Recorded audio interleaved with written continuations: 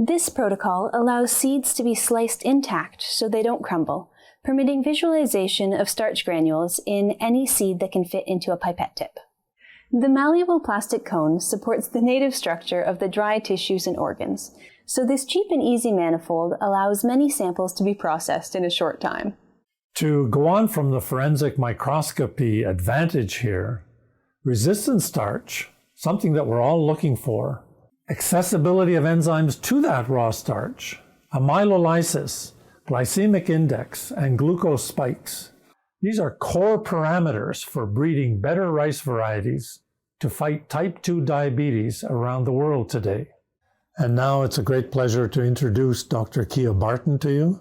Dr. Barton is from our lab, and she will use the faculty core imaging facility to show you how this technique is deployed.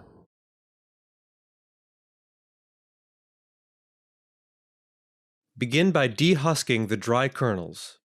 Place a single kernel onto a flat rubber stopper on a workbench and make sure that this stopper remains stationary.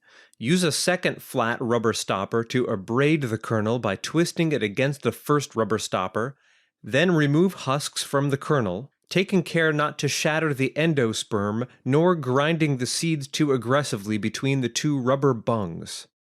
Remove any remaining husks using fine forceps and insert an individual husked kernel into a plastic 250 microliter pipette tip.